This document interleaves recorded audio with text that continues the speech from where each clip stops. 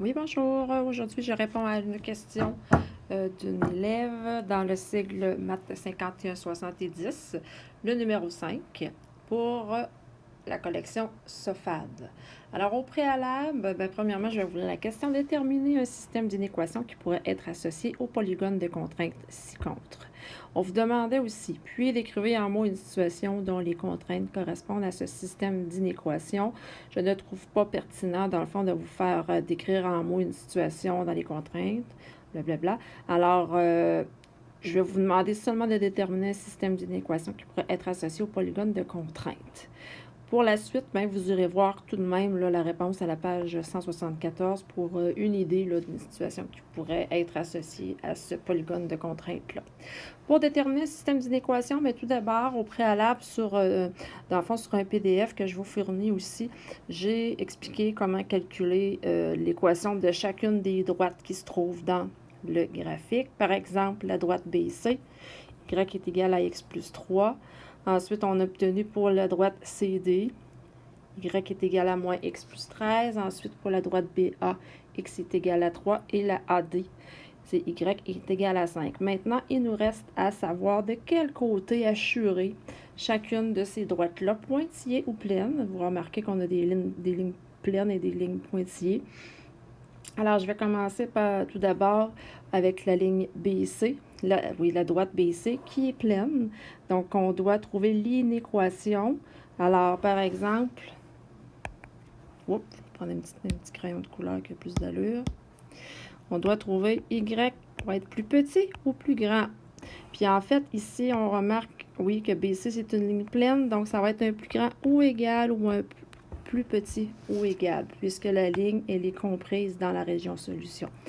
Alors, est-ce que ça va être plus grand ou égal, Y est égal à plus grand ou égal à X plus 3, ou bien Y est plus petit ou égal à X plus 3? Comment faire le choix?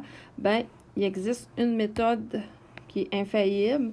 En fait, on ne pourrait pas se tromper en faisant cette méthode-là. Vous remarquez que j'ai mis un petit point à l'intérieur de la région solution.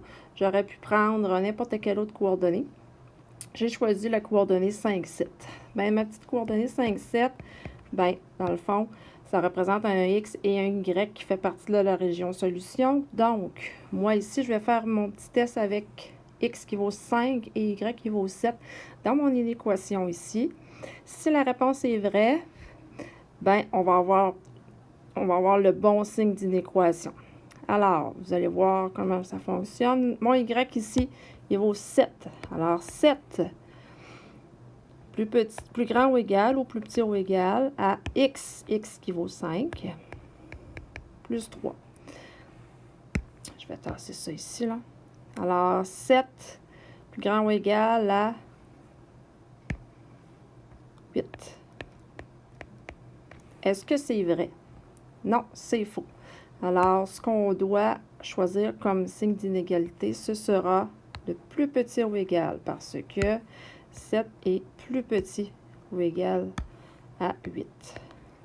Donc, l'inéquation sera Y est égal à plus petit,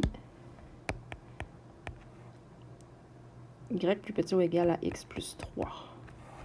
Je répète, 5, 7, j'ai fait mon test, j'ai remplacé le Y par le 7, plus petit ou égal à 5 plus 3, donc 7 plus petit ou égal à 8, c'est vrai, donc c'est le signe plus petit ou égal, c'est le bon signe qu'on doit choisir. Alors, on a notre inéquation ici pour la droite BC. On a une ligne pleine, donc on inclut la droite en faisant plus petit ou égal. Pour la droite CD, on a une ligne qui est pointillée. Alors, on aura du Y plus petit ou plus grand, à moins X plus 13. Alors, on va aller faire le petit test pour vérifier quel signe d'inégalité on doit choisir. Ça doit nous donner la réponse vraie. Alors, si on met 7 plus petit que moins 5 plus 13, alors 7, 7 plus petit que 8. Est-ce que c'est vrai? Oui. Alors, on va choisir le signe d'inégalité. 7 est plus petit. Alors, j'efface ça ici. Je reviens au départ. Donc, y sera plus petit que moins x. Plus 13, on peut revérifier pour être certain. Mon y vaut 7, mon x vaut 5. Y, on le remplace par un 7 plus petit que moins 5 plus 13. 7 plus petit que 8, c'est vrai. Donc, on conserve le plus petit. Ça ne sera pas plus grand, mais ça va être un plus petit. On a maintenant notre inéquation pour la ligne CD. Maintenant, pour la ligne BA. BA, c'est une petite droite verticale. X est égal à 3. Bien, ici, on n'a pas de Y dans l'équation.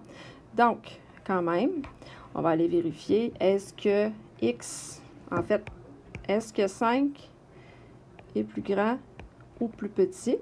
On n'inclut pas la petite droite parce qu'elle est pointillée. Donc, c'est plus grand ou plus petit à 3. 5 plus grand que 3, c'est vrai. 5 plus petit que 3, c'est faux. Alors, on ne choisira pas le plus petit, mais on va plutôt choisir 5 plus grand que 3. Donc, on va avoir comme inéquation x plus grand que 3 pour notre droite BA. Ensuite, pour la droite AD, y est égal à 5. C'est la droite horizontale. La ligne, elle est pleine. Donc, ce sera y plus grand ou égal à 5 ou plus petit ou égal à 5. Quelle inégalité on va choisir, plus grand ou plus petit? Bien, la valeur du y ici, c'est 7 dans notre point de coordonnées de test. Alors, 7 plus grand ou égal à 5. Est-ce que c'est vrai? Oui.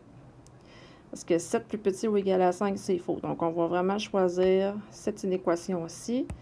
Alors, y plus grand ou égal à 5, ce sera notre inéquation pour la droite AD. Alors, on a trouvé nos inéquations avec les bons signes d'inégalité pour cette situation aussi. Déterminer le système d'inéquation qui pourrait être associé au polygone de contrainte du compte. Alors, le voici. On doit simplement, au final, l'écrire toutes les inéquations une en dessous de l'autre. Plus 13 pour la troisième, x est plus grand que 3 et y plus grand ou égal à 5. Et voilà.